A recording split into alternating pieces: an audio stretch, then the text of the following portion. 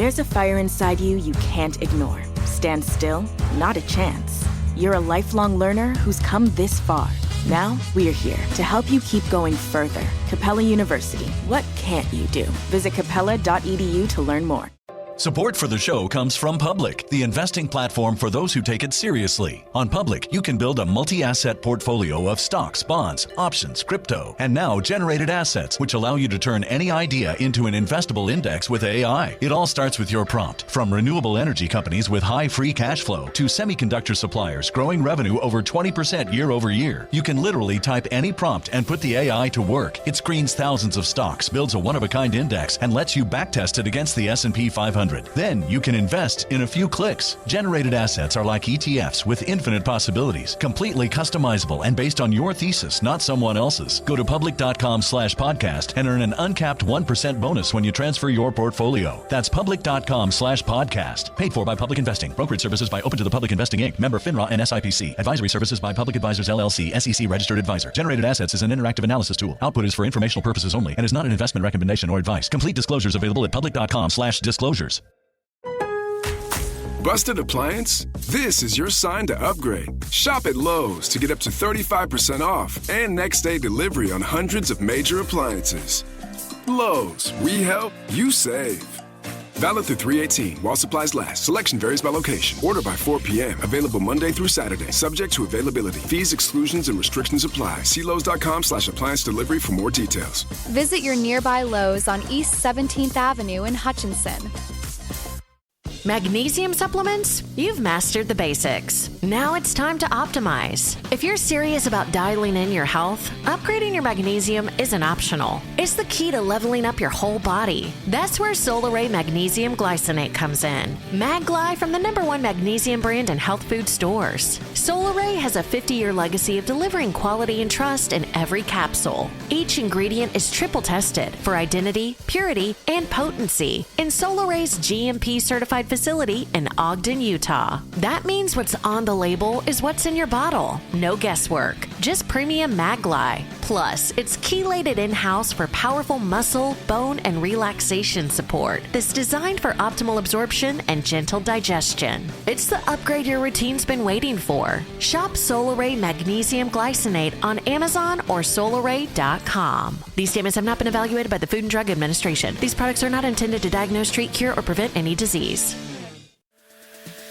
We all have different styles. I may be into Levi's, and you may be into Fendi or Miu Miu. But we all should be into Poshmark.com. Right? Because we can all find exactly what we want to fit our style. Poshmark has millions of new and pre-lived pieces. Vintage, luxury, men's, women's, children's. Everything from Carhartt to Coach. Head to Poshmark.com, sign up with code PODCAST10, and get $10 off your first purchase. Reminiscence, a mission, this day and age. Kelly and Thelma, and we're turning the page. We're talking family matters, it's about those times. Telling what happened, read between the lines. Come on by with Kelly and me. Welcome to the family. Take us out, Kelly.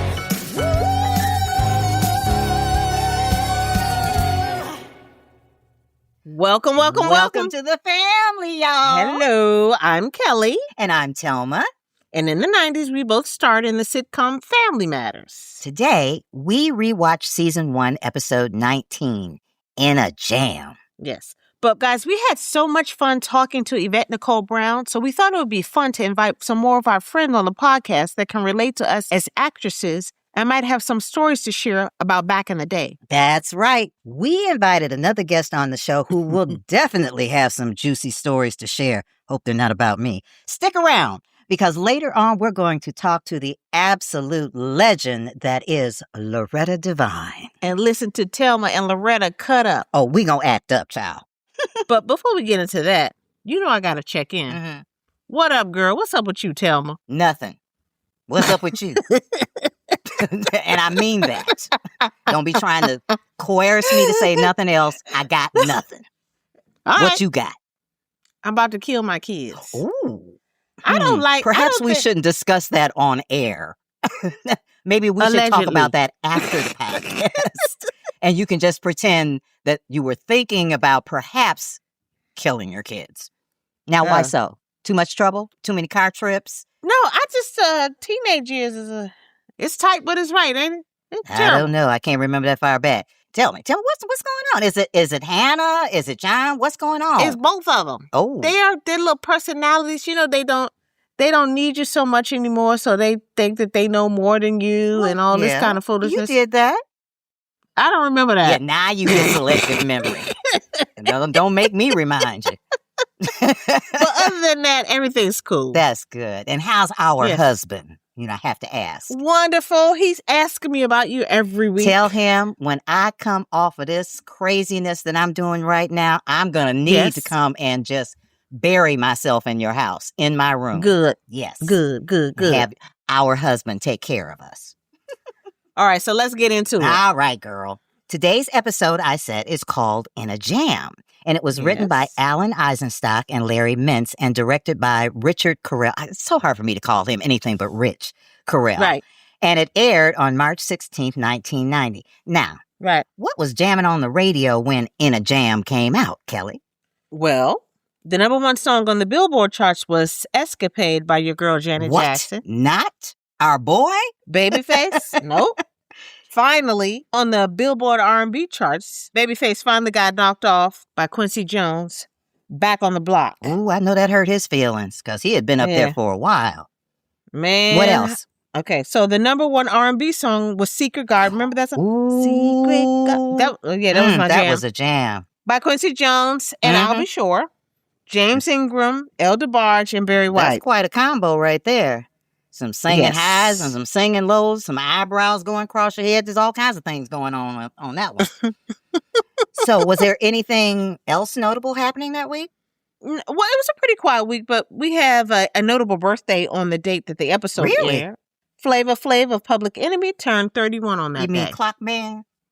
Clockman. Didn't he used to come to the studio for some godforsaken? I can't even imagine why he was there, but didn't I see him like in the back of the studio? Yes, with Darius. Oh, there we go. Darius, what was he, 12 at the time? And Flavor was 94? Yeah, I see them hanging out. That makes sense to me. All right. Let's get into the episode. All right, girl. So the cold open gives us a hint that the episode is going to be about Urkel, Eddie, and Carl, since they are all in the opening. Of course, the three of them is like getting me and Carl together. You know something bad's going to happen. So they actually, blow up the lights in the house?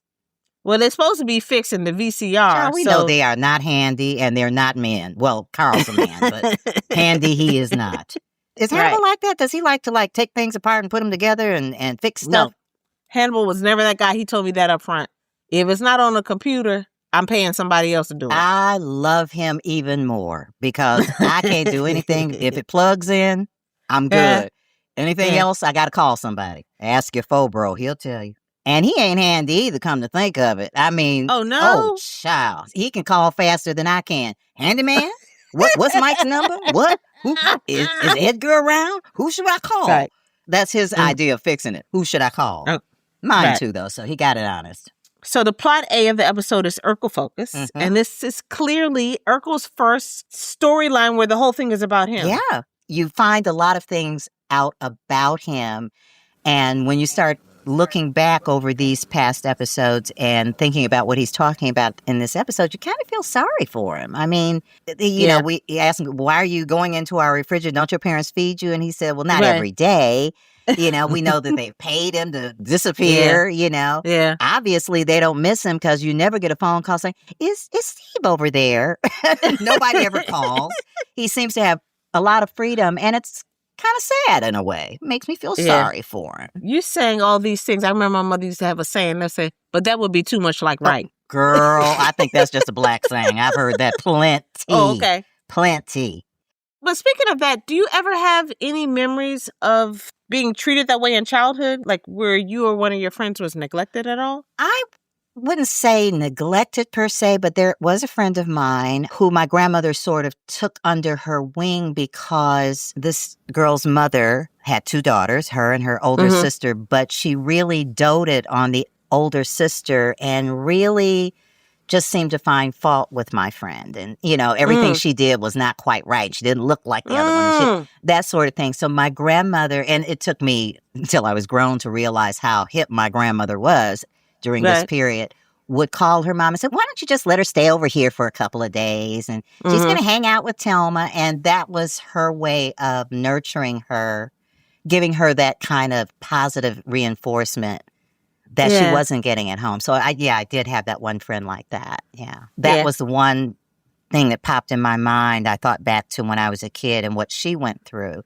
and how my grandmother kind of stepped in and softened that role for her, which made me kind of proud of my Bertha. She was a pistol, but she was from that generation that you raised anybody that came in the door. You fed them, you raised them. If they needed clothes, you gave them clothes. If they needed a place to sleep. You need a spanking? Yeah, you need well, they didn't call it a spanking, but if you needed one of those. That's the new PC word. They was for up whooping. for it, okay? Kelly, I hear from a lot of fans that one of the reasons they really like watching Family Matters was that they didn't have good relationships with their family, and we sort of filled that gap for them. We became the family that they got to see every week, and they got to kind of live through us. And I think we've seen examples of that. We keep bringing up a guest we had a couple of episodes ago, Kelly, who identified so strongly with Steve Jaleel's character because she felt out of place, because she never quite fit in, and he represented that. And I think he was so able to let stuff roll off his back. He had learned to live in his space. Yeah. And I think there is something just wonderful about that. I remember when the show was airing and TGIF was like really the big thing. People talked about how that had brought their families closer because newscasters, instead of going out for a drink on Friday with the other guys, would end up, I got to get home by 8 because we got to watch Family Matters together. It became a unifying thing. So I think we played a really big part of just making people feel at home. And I love that. That's the thing I'm most proud about being a part of this show is that when you're growing up, you grow up in a certain way.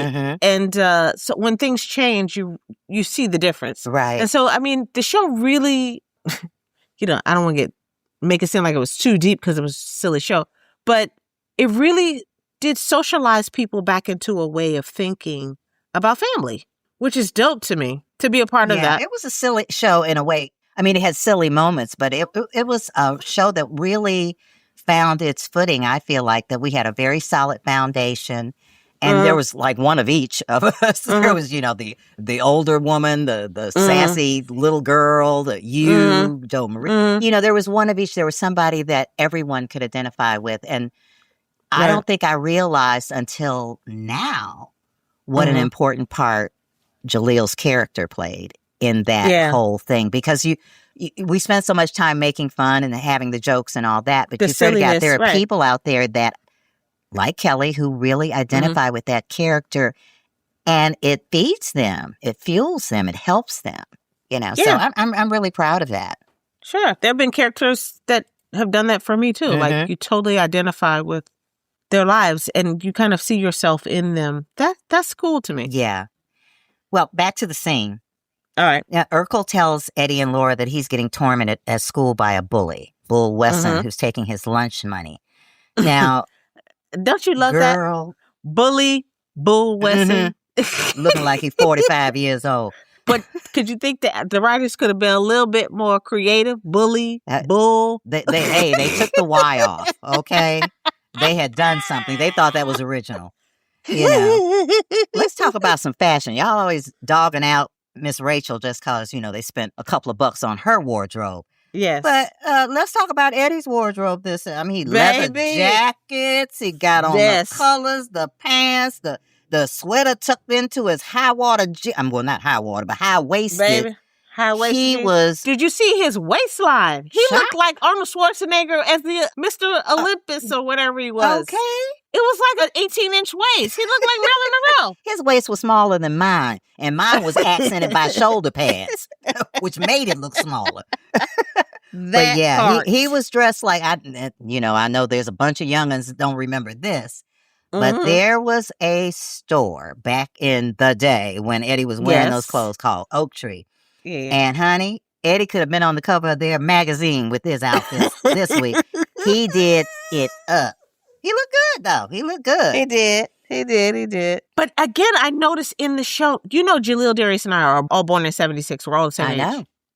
How big he was compared to us. He was humongous. He was We were bull. all the same age. Yeah. I'm older than him, actually. Older than Darius? By a couple months. I'm older than Darius. I did not know that. I know you were older than everybody was older than Jaleel except Jamie and the baby.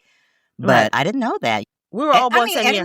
He was as big as Bull, actually. Yeah. And Bull, I laughed when he said he'd been in the 7th grade since the Carter administration. He looked like it when he walked in that door. But what a cute story this turned out to be. Yeah. Eddie agrees to protect Steve for $10. And man, extort the boy that's got the problem. Let me give him another problem. Let me take some money from him.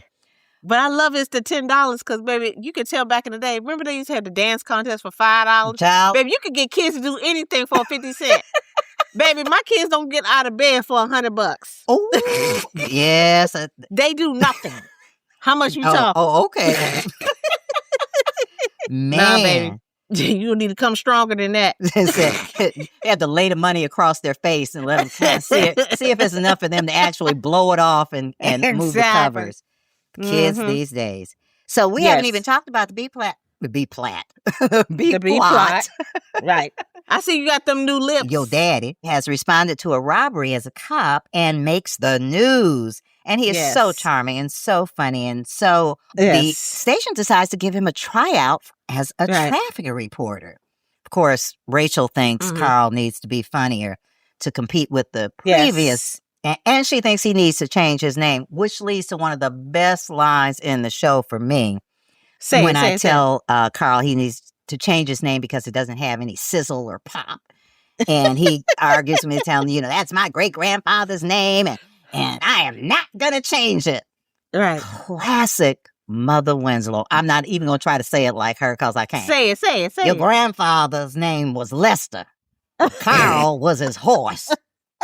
Girl, I fell out. I forget lines like that. Man, I laughed so hard. I said, don't sleep on Mother Winslow. She may have one line, but she gonna tear it up just like Jo Marie.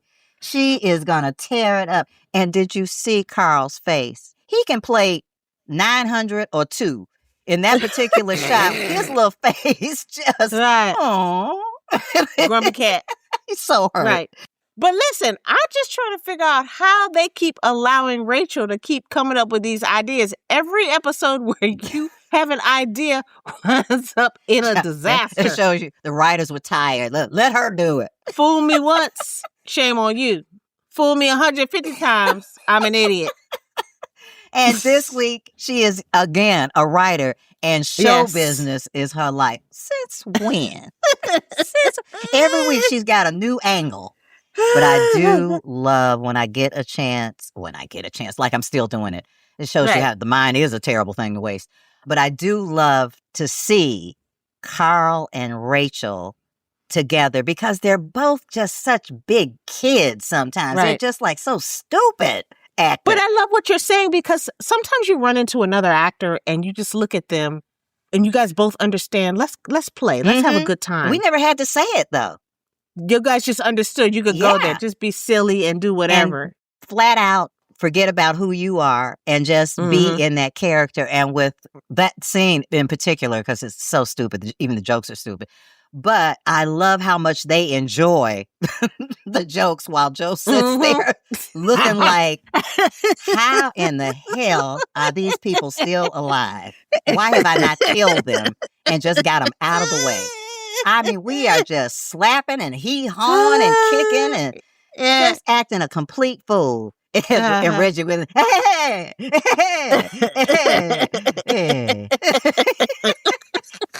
So now we got to cut back over to the burger joint. The burger joint. So we see Eddie and Urkel waiting on the bully, but he doesn't show. So Eddie leaves. He takes the money anywho. Right. But Urkel pays him anyway.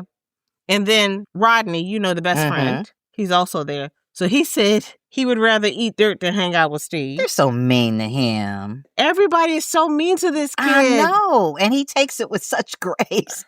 Right. Kids are better so than mean. me. I'd have been fighting everybody in the place. But, he always has those comebacks, and he just kind of shrugs off the criticism or shrugs off the insult or whatever it is when he says he's being helpful. You should try sand. It's more binding. I had to think about that for a minute. I was like, ooh, ow. That doesn't feel good. But this character has a pretty thick skin. So you have to think that he's been dealing with this thing, not just in the time that we've seen and known his character, but his whole life. And he's just been secondary, And that's why I really love the beginning, because it did give some kind of backstory about his parents and sort of his upbringing and why the dynamics have developed the way that they did. Because, the show got so silly after a while, it really was not. That. Yeah. It wasn't tethered to any reality. So to have some backstory. And I love that we've been able to go back and rewatch it, because it really is refamiliarizing ourselves with the history of the characters. And the writers did a good job, I think, of, they let us be for the most part. And those characters, again, were just so easy because it did not feel like we were acting with each other. We were just playing with each other, like you said, and having fun. Yeah. And it made a huge difference in just, I think, the overall attitude and the perception of that show. So then the bully shows up after Eddie leaves, of course, and he's looking for his money. And looking 25 if he's looking a day. Obviously, Steve then gave all the money to Eddie to protect him, but he's gone. But what I did love, though, is Urkel's decision to finally stand up for himself. I know. That was so unexpected, right? Because usually you kind of know which way it's going to turn. Yes. I don't think I was expecting that. And I was there, but I didn't remember. It was a pivotal moment, I think, for him and for others like him to see him stand up like that, Yeah. But I didn't also remember how much acting. You need some chops to do some of the stuff. Oh, absolutely. This was a big episode for him as far as really kind of showing different elements of himself. And like you said, this element, the ability to make a decision and stand up, I don't know where he got it from, but what a powerful statement that was for this little kid to stand up to this bully. But it didn't last long. Well, because old Boo said, keep it up. And I'll whoop you behind when I see you tomorrow. Yep. So now you got to pay double. So then Rodney comes back over to the Winslow's house to warn Eddie that Bull and Urkel are going to fight the next day. And, of course, everyone thinks that Steve's going to get his face bashed in. Well, yeah, nobody has a lot of hope that he's going to make it out of there alive. Yeah. But there's a sweet moment where Laura gets to say that she's going to miss Steve in a weird way until he actually walks in, and then she says, forget I said that. You are such a flake. I mean, that was, what was that, like 30 seconds from the time you said, I think I'm going to miss him? 10. Oh, okay.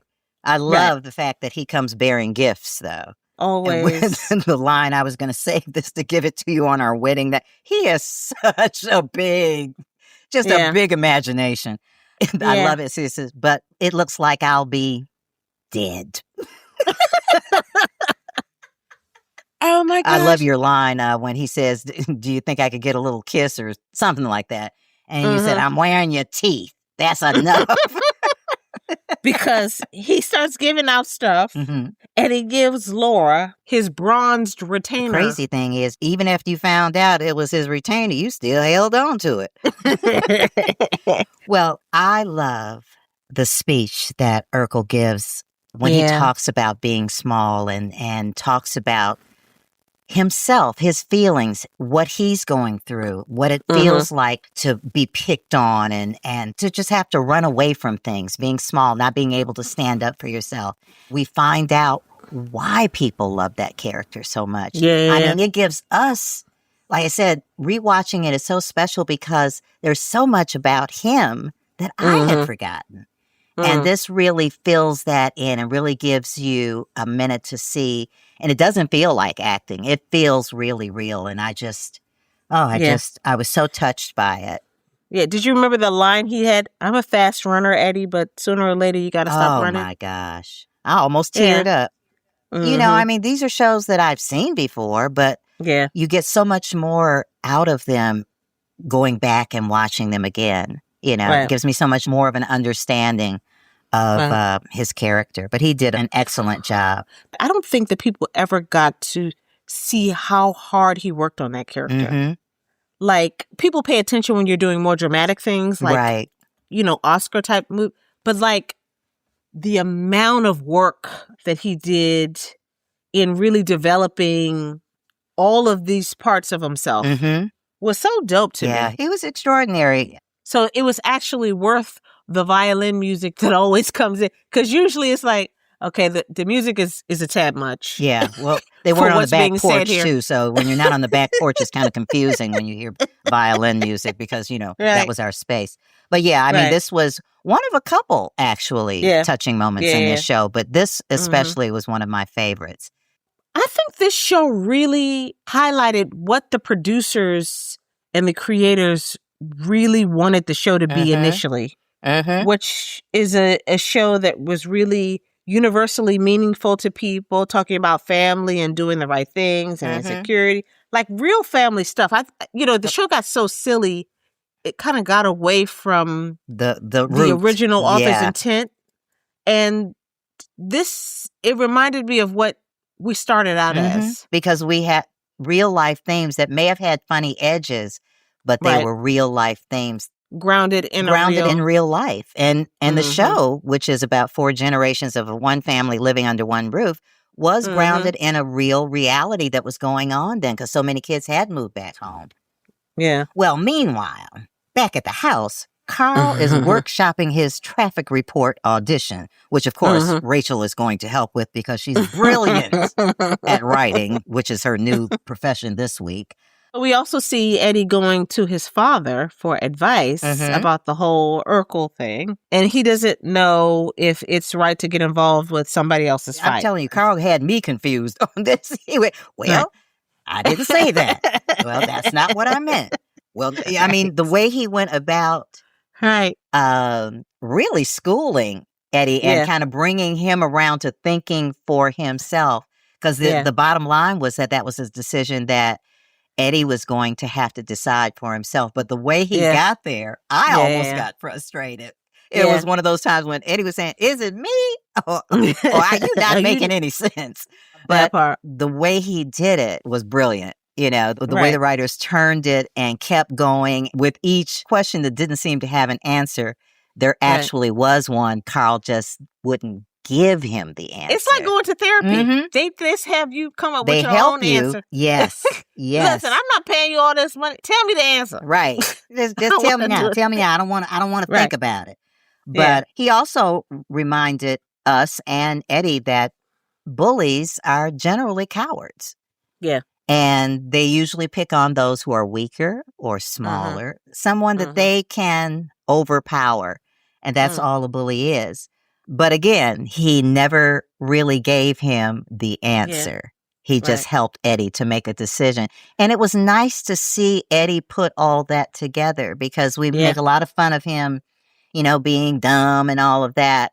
It was nice to see his character in this, and to see him make the connection and make a decision and make the right decision. Yeah. The hardest thing for me is to watch my kids struggle with things. Yes. But learning how to allow them to grow up and become the people that they are, like organically, instead of just like uploading all of this information into them. Right. It was so interesting to watch that. 'Cause at a certain point, you need to take that voice out to replace it with their own voice. What a masterclass at telling your kids that, that they're capable. I really love that. Because you are the most influential people in their life, Even if they don't believe it, if you believe it and you tell them that you believe they can do it, that starts putting that in them that, well, if my mom believes it or if somebody that cares about me believes it, I can do it. I can make a decision. I can figure this out.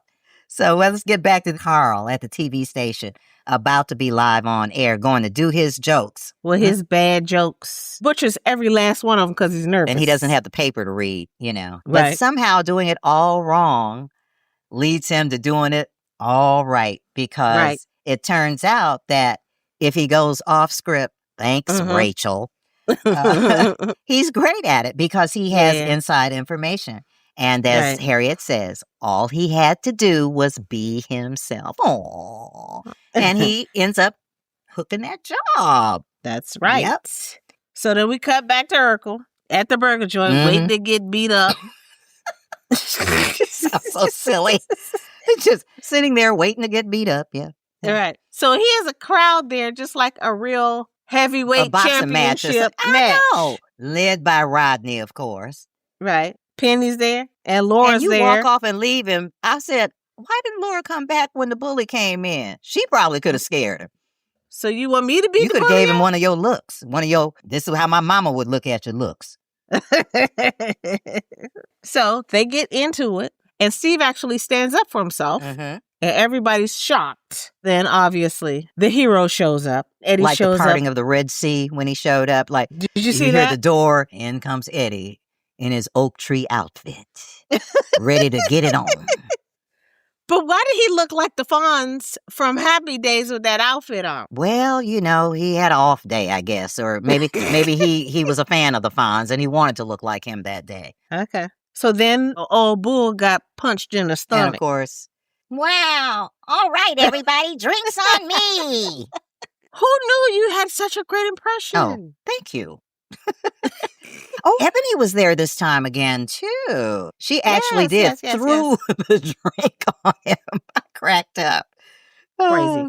So then Carl also shows up to check on Eddie, and here goes the violins again. And you could totally tell Carl's like so proud of Eddie for helping out Urkel. I know. He doesn't want him to think fighting is the answer, but he was totally proud that he did the right thing. And Eddie, because it wasn't much of a fight. I just punched him once and he went down. We find out later that apparently there's a Winslow punch where you just close your eyes and swing.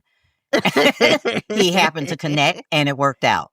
Right. So since we're talking about bully situations, have you ever had one? Was there ever anyone that you actually threw down with? Did you use your hands on anybody, girl?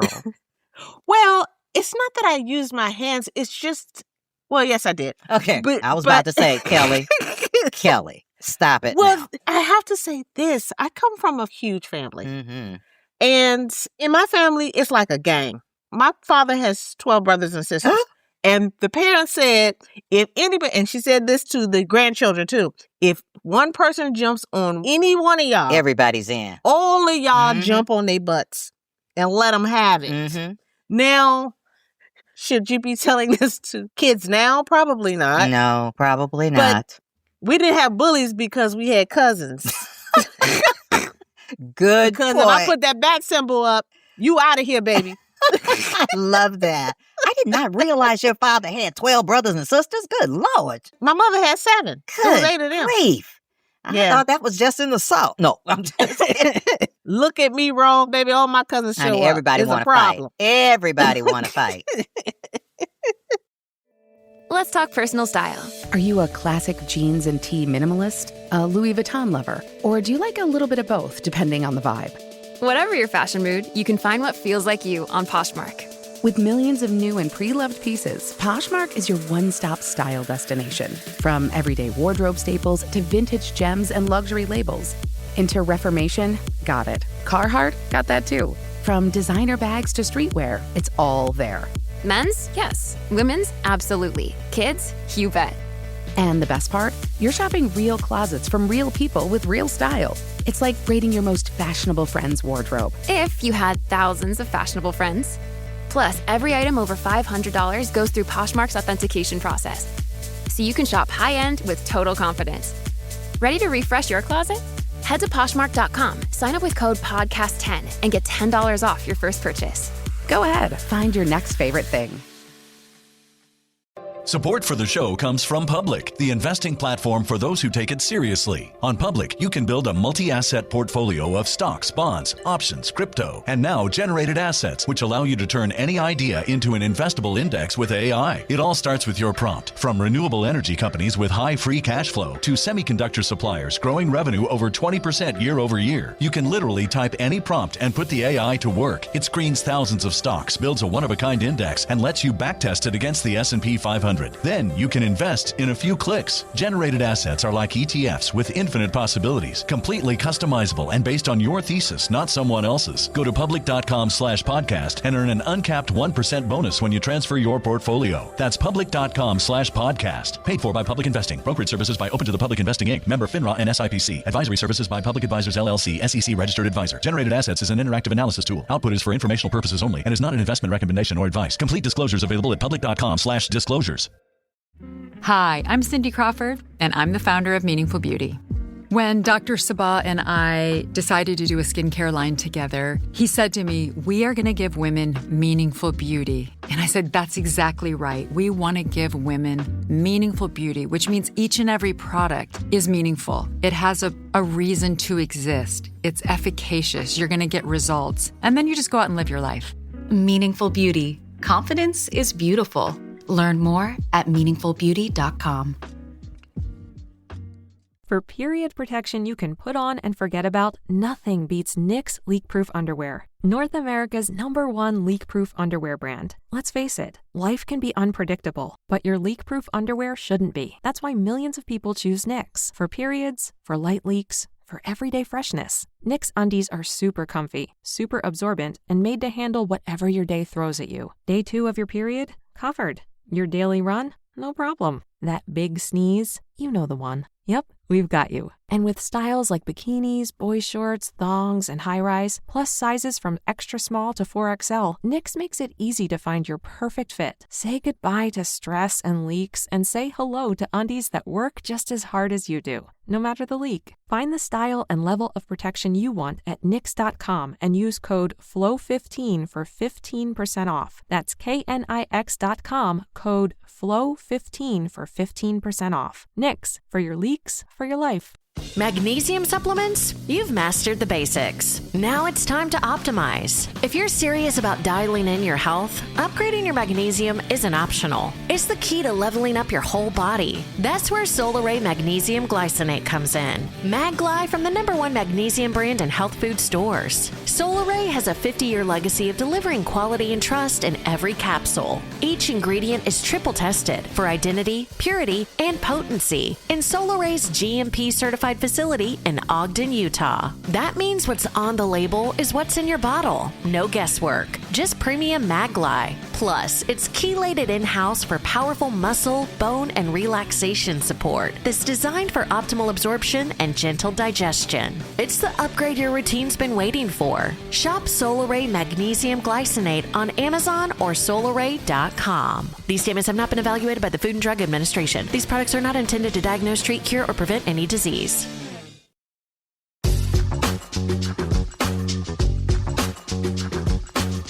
How about we get into some funky facts? Okay, let's see what our crack research team came up with today. Well, as we mentioned, the character of Bull looked a little mature, right? Good word. Well, it was because Bull was played by actor Marcus Redmond, and at the time of the filming, Marcus was 19. He looked like he was older than that. We also mention, or we see, little Miss Penny, your best friend, and Yes. I think this might have been her last appearance on Family Matters as Penny, because in the next season, you get somebody new. A new best But friend, child, does she deliver her line as always? baby, with her coat on and being cute. Mm-hmm. I love the look you give her when she's telling Eddie how wonderful. Eddie. Like, girl, stop it. You're barely out of diapers. Finally, Urkel pays Eddie $10 to protect him. Well, in 2025, that would be about $25. I'd pay more than that not to get beat up. That part. I will pay more He than got that. a bargain and a best friend because he declared that Eddie was his best friend because he had saved his life. And I think there's some correlation there where if you save somebody, you're stuck with them. Still not much money to pay to have your life intact and your face and probably several other bones and stuff. Or you could just call your cousins for free. I can call your cousins because I ain't got enough of them. I'll call your cousins to come. I need some help.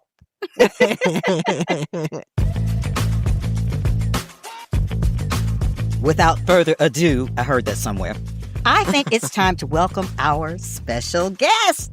All right, so what we waiting for? Let's go. Let's go. I am so excited to welcome our next friend of the family. She has literally had a spectacular career from Broadway in the original cast of Dreamgirls to being the performer nominated for the most NAACP awards. I just counted them. It was 30 nominations and I think 12 wins. I've never seen anything like it. Anyway. I didn't know that myself. Well, girl, I'm gonna tell you some stuff about yourself now. I'm going to start acting uppity. Get your attitude on, girl. You have earned that. Anyways, back to the 12 wins to her Emmy Award on Grey's Anatomy. You played that character. And then there are all kinds of roles like Waiting to Exhale. Of course, we've heard of that little one. This Christmas, my favorite Christmas movie. I told you that, Loretta, this Christmas. Crash, First Sunday, another favorite. The Preacher's Wife. She's worked with people as varied as Bob Fosse, Penny Marshall, Tyler Perry, Shonda Rhimes. Yes, I had to read it off a piece of paper in case you're asking. My son, the horror freak, mentioned your work in the Urban Legend series, girl. He was thrilled.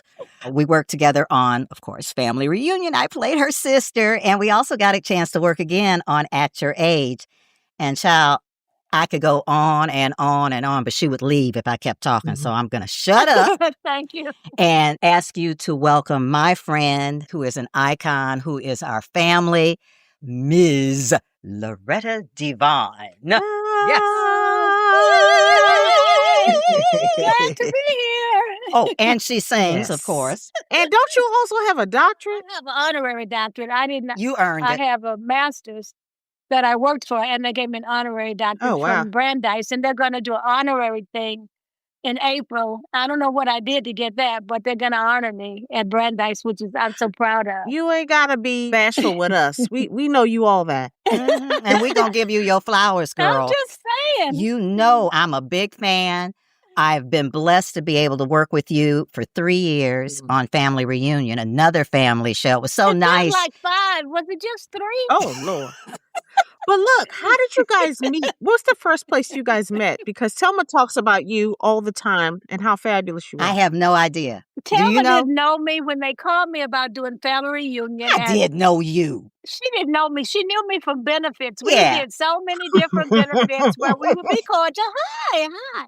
I was always like a giddy, you know how you have to be a fan of somebody and you have to not hyperventilate around them and you just love what they've done forever. She didn't know that about me. So when Meg DeLuth was getting was asking who would I love, I said her. And I was so glad that she was available because I always loved her work on your show. Yes. So it was just great for me because I knew she could handle anything that they could come up with. And it was my first lead like that in a series forever, that I didn't know was going to go on for 3 years. And I wasn't sure. I was number 1 on the call sheet, clueless. I was you're supposed to fight battles for people and make sure the kids, I didn't know none of that. Like, yo. I got you here. Work with it. Everybody was like on their own.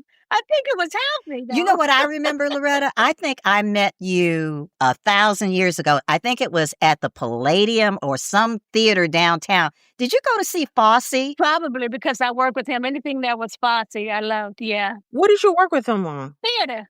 Broadway. I worked with him on my second Broadway show. Now, you go dig that up because I can't remember. But he put us in his wheel, the whole cast. He was such a sweetheart. He would invite us out to his beautiful home way out in somewhere we'd have to do out there. But, yeah. There's so much that we want. I mean, there's just so much to talk about. Well, we want to start with theater. I did a nice amount of theater. I think I was in Dreamgirls for 4 years straight. It was a long, long run.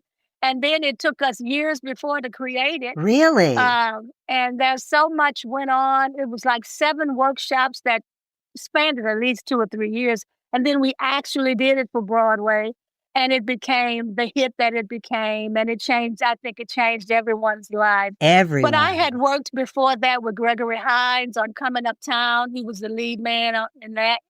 And it had a short life in the winter. And then AIDS hit and everything changed, like in everybody's lives. And people started passing and not knowing what was going on or why. And so that became like a very tortured time. But if you look at my bio, it's all in there. I did quite a bit of keep your glasses on. I'm Google telling me, you, baby. you'll have a Broadway. headache by the time you get to the end. I did a couple of Broadway shows before I got a chance to come out to LA and start my career here. But you came out here when you were doing Colored Museum, correct? Colored Museum was not ever out here. It was in London. Yeah, it went to London, but it was out here for like a short period of time. You know how shows come out to the Pantages or whatever, and then it moves on? So Colored Museum only came out to LA for a specific amount of time, and that's when I got my first TV show with Vicki Lynn Reynolds, where we played Sugar and Spice. We played sisters that I was the thin one, she was the heavy one with the braids, and I was like the sex kitten or whatever. But when I look back at dancing like that, I was like, oh my God, I was so good. I didn't think of myself like that. So it's just amazing. Now, you have played everybody. Saint, Sinner, Mama, The Miss, all of it. I mean, you're such a chameleon. I was telling Kelly, I said, I have walked past Loretta a couple times in different wigs and didn't know it was her.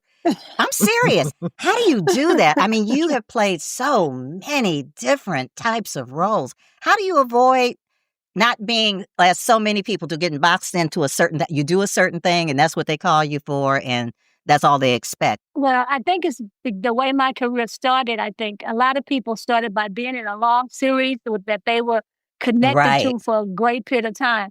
But when I came out, Sugar and Spice shut down quick. I think we had one half of a season before it was gone. And then I learned that if you're going to survive here, because I was not here with family, I didn't know nobody. I hadn't learned to really drive a car very well yet. And I had a stick shift that somebody was teaching me because that was all I could afford to buy. When I found out that the more you work, the more residuals, you get some residuals that can help with some of these bills. So I would just take a job. I was taking jobs. And so I was just hustling. I was hustling work until everything got kind of leveled out. And then I got a condo. And then after that, when the earthquake came and tore the condo up, I got a cheap house. And that's when I started. I painted my carpet. I mean, I didn't have no money, but I had a white carpet that I wanted to be red. And so I painted it with paint. And when I met my husband, Glenn, his sneakers, I must have messed up so many of his shoes. Oh, no. And then they taught us how to do our own makeup when I was in Dreamgirls years ago. So I know how to make my face look, whatever kind of wig you have has a lot to do with how youthful you look or how old you look or even how you feel, Like I can get around in the world real easy in my locks because I don't even think it's me. But if I got my full beat and and Beverly Todd said, wear some shades, you can go and shut your mouth. You can go grocery shopping and as long as you don't talk. Once you talk, that's exactly what I was gig gonna is say. up for you. So that's why sometimes I look like a chameleon. That's why I'm able to camouflage myself pretty good. And Tam talks about you being a chameleon, but something about your personality also is very much what Black women are, like very sweet and kind and strong at the same time. I mean, it's like, when it's snowing, but the sun is out. Do you understand? You have a strength about you, but it's also like a real softness to your natural personality. Do you think that also shows up in your work? Oh God, that's like asking how do you get cast or why do you get cast? I would think it is. I mean, it's part of your appeal for certain, and that the thing that they talk about, whatever it is, and nobody can ever explain what it is. You have it. Well, I come from a family of women. My mother was an only child, but my mother, she had so many children, and she was telling us how my baby sister thought she had 2 dads until she was about 12. You know how we roll now. Mom had to make everything work out. So I was the youngest. I had 3 older sisters, and then my mom started having the kids again, and then I had a baby brother and a baby sister. And so a lot of times when I'm creating things, I think of all the women. And then you had all the church women. Yes. So my mom kept me very active from the time I was little. She kept saying, you're going to be like Loretta Young. Wow. She would bring scripts home. She would bring instruments. She worked in a cafeteria for a while, but she was basically a hairdresser. And so I was always around a lot of different kinds of women doing different things. And they just come up or pop up in my head when I'm trying to create something. That's a great answer. So you've basically introduced us to the women of your life through the characters that you portray? You're looking at people on television or looking at people in film and saying what becomes so interesting. Because, Black women have this thing, especially about our young Black women, about everything being sexual. If you notice, I hope I don't get in trouble, but No, you won't. Say it. they're always pointing to that. Halle Berry, all of the fabulous work Halle had done, she didn't get a nod until it was about her sexuality. But she's so much more than that. She has so much more than that. She does everything. She sings, she dances, she creates, she has babies, she's a mother, she's a ton of incredible things. Now, other races of women have the luxury of saying we can be and do everything, and everybody believes it. But with us, that sexual thing has been stamped on us for 400 years, stamped, until it's very hard to rise above. And the only way you do it sometimes is in the social events. That's true. And the more beautiful you are in the eyes of what is beauty, the harder it is for you. Everybody brings you and said, no, this is what you should wear. This is what you should do. But you should pick some of the things that make the statements that your daughter will be able to say, yes, that's my mom. And she's beautiful because of a lot of things. I was raised in a house full of women. My grandmother raised me. My mom had 4 girls, only it's the opposite for me. I'm the oldest. And I have played my grandmother. I have played her more than once. I have thought about my mom on more than one role. Probably Family Matters and Family Reunion, just as characters, were very close to who I am, which, of course, all my friends, I was like, you just getting paid for nothing now, huh? And I was like, don't be hating. You would do it if you could. But it's so true about how you use all that stuff, those women, what a big influence they are. As I look back over my career, I see my grandmother, I see my mom, I see my sisters, Lord help them. So we've been on here for 5 minutes and talked about 11 things that you done been on. If I say that all of them are my favorite is not an answer, what has been so far your favorite role to date? Well, my favorite role is always the role I'm playing. So say that. Say that. My favorite role, I saw that question in my mind because people ask you that. And I think that I can say the ones that changed my life the most, and I can say the ones that made me the most afraid. Ooh. All those are great answers. But what is it, right? Yeah, but correct. As you get older and you work a lot, you go, how do you keep it from feeling like work? And anything that had any singing in it, I get excited about it. So yeah. And sometimes when God starts blessing you and the blessing you just start saying, oh, I wonder what my next show is going to be. Well, you don't know, and it kind of go, oh God, thank you, and then it starts feeling like that. So everybody thinks you work all the time, even though you don't.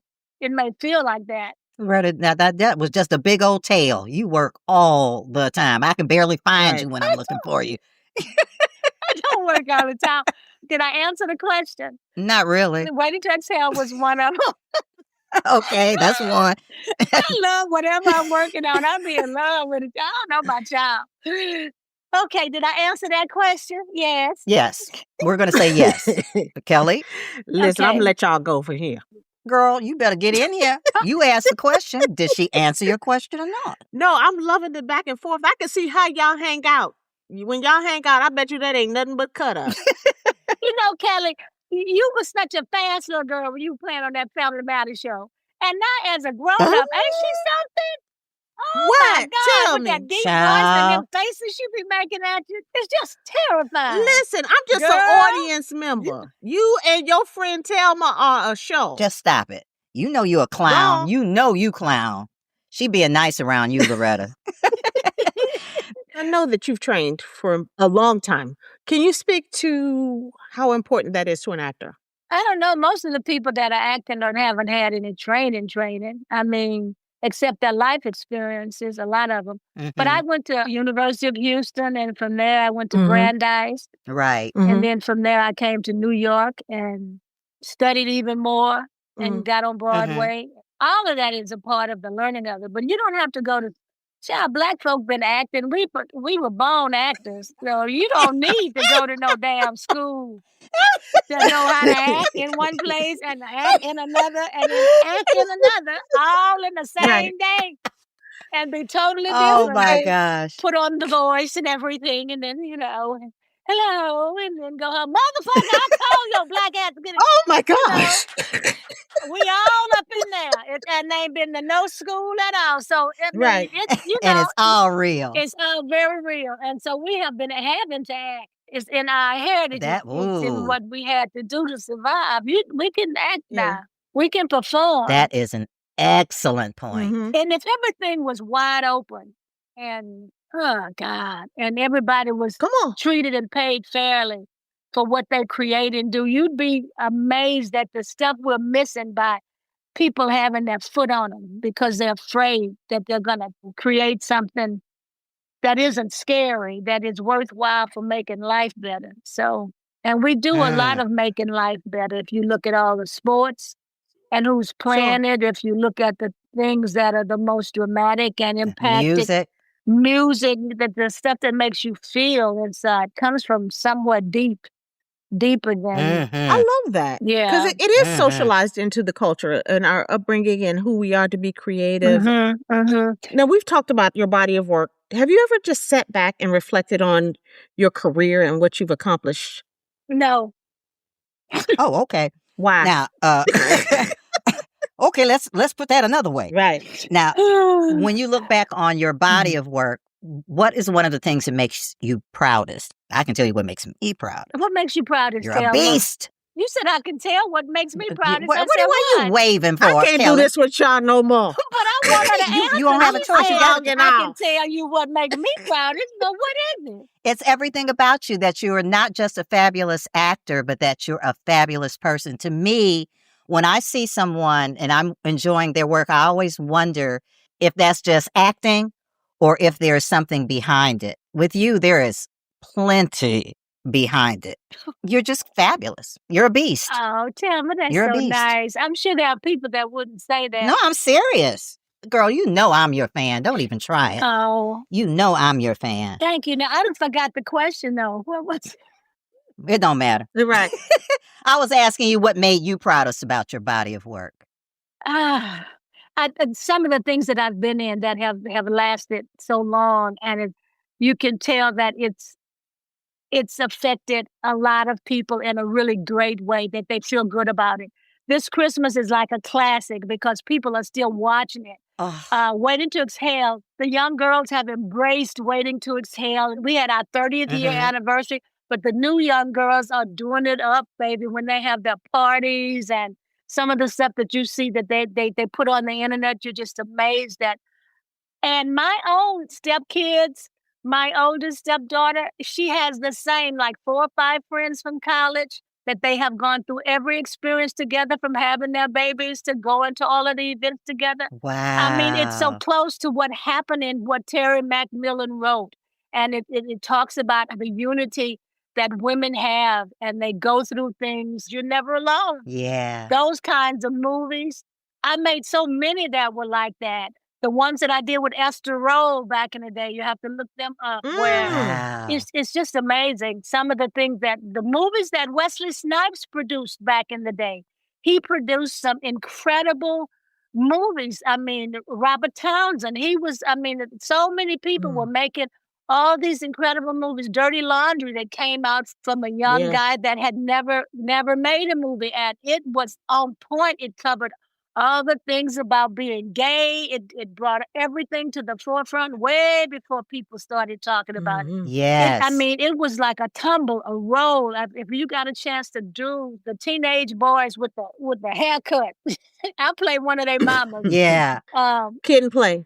Kid and Play. Kid and Play's movies. Friday, all of those movies with Ice Cube. And it's just incredible. Lottery Ticket.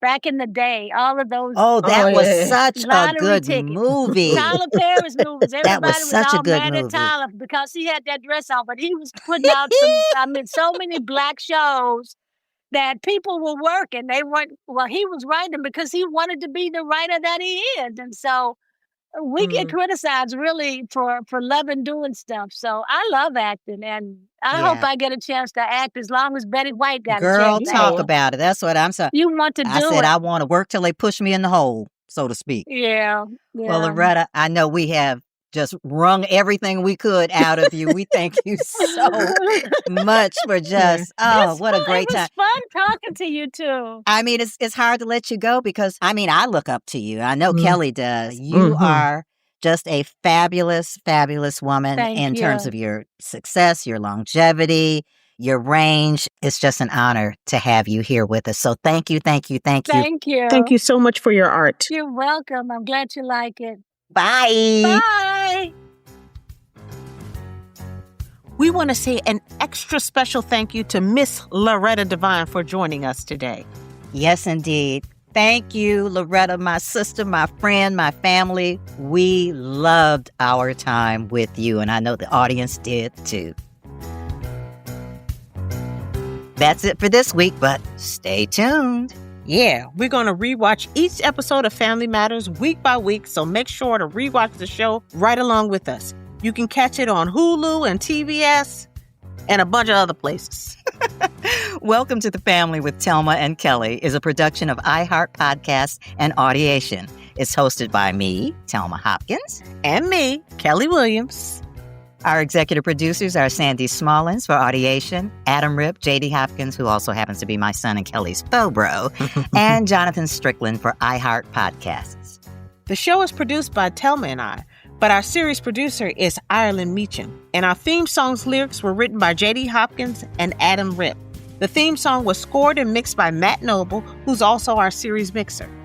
And we'd like to thank Nikki Etour and the entire iHeart Podcast team. Thank you, thank you, thank you. Follow us on Instagram at Welcome to the Family Pod for behind-the-scenes photos and more bonus content. And don't forget to leave us a voicemail at our website, thefamilymatterspod.com.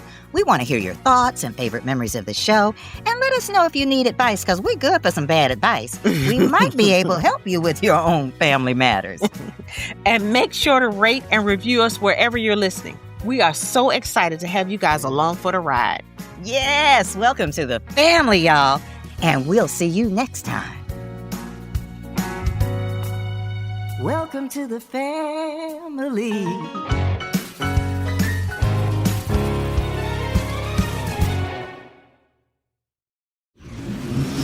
Audiation.